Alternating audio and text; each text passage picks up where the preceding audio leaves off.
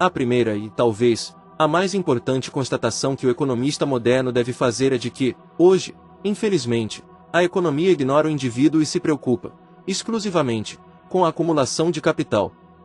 A socialização de bens e serviços, a luta por uma boa colocação no mercado de trabalho e uma justa e equilibrada distribuição da renda, são objetivos que têm passado longe das preocupações governamentais, ficando apenas restrita aos programas de governo, inseridos na democracia política.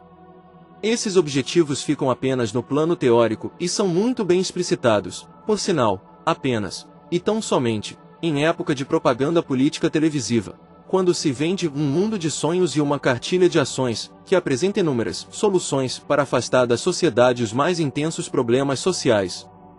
O economista moderno, conhecedor teórico dos problemas sociais, precisa ter em mente, no entanto, que um mundo melhor para todos somente será possível quando as gritantes disparidades entre o mundo dos ricos e o mundo dos pobres for diminuída substancialmente.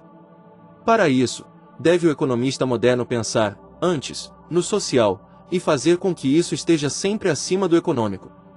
É necessário, nesse pormenor, combinar reflexão com ação. Basicamente é preciso fazer aquilo que o Frei Leonardo Boff diz com bastante propriedade: ideias podemos até tê-las, mas o que realmente move o mundo são nossas ações. Se todos estiverem imbuídos desse pensamento, ficará mais fácil então cobrar por ações do governo nesse sentido.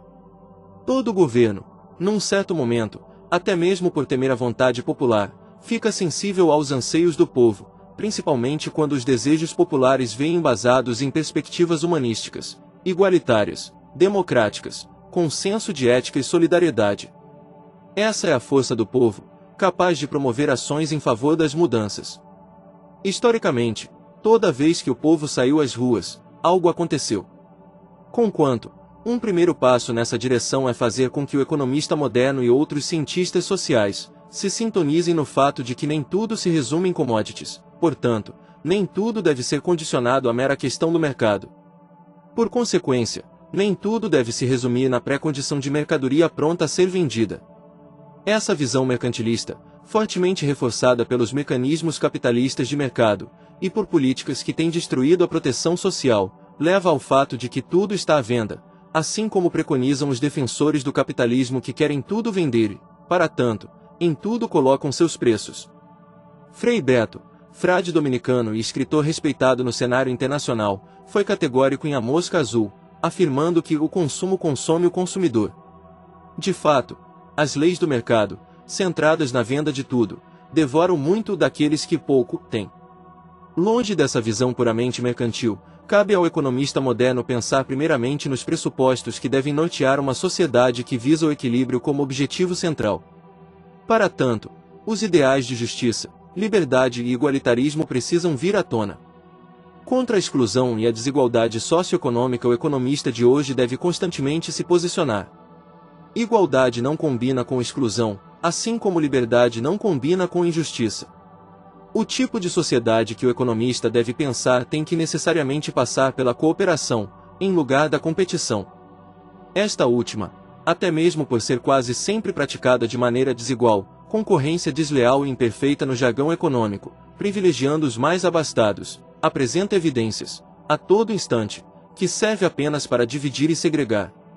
Desse jeito, dividindo e separando os seres pela condição financeira ou posição social que ocupam, jamais se chegará à condição sonhada de termos um amanhã melhor para todos.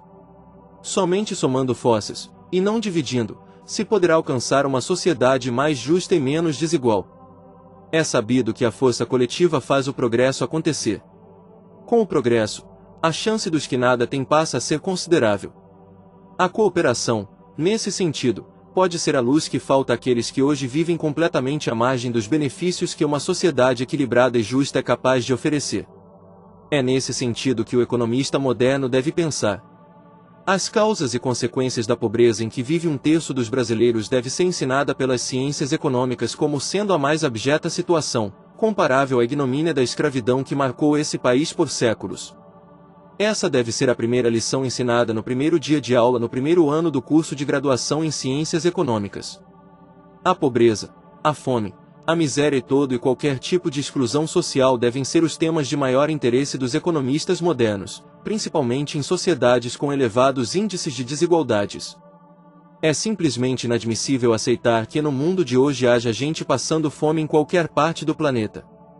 Tais temas, abarcados na definição ampla de exclusão social, devem, antes, ser encarados como temas concernentes aos direitos humanos, portanto, não apenas restrito a uma área específica do conhecimento, até porque a existência da fome, em especial, é uma questão de ética, e não apenas de desequilíbrio econômico.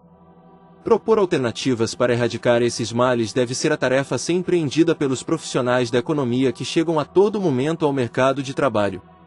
Afinal, a economia nasceu para isso, para dar uma resposta positiva aos problemas sociais que tanto afligem o homem moderno. Certamente, os problemas da fome e da pobreza que marcam a ferro e fogo a desigualdade social do Brasil, precisam ser pensados o tempo todo por aqueles que têm a rara oportunidade de dirigir a política econômica de um país. Até mesmo porque, por meio dessas políticas econômicas, abre-se grande chance de mudar a vida de milhões de pessoas. Mudar para melhor a vida de milhões de pessoas, eis o grande desafio que cabe ao economista moderno superar.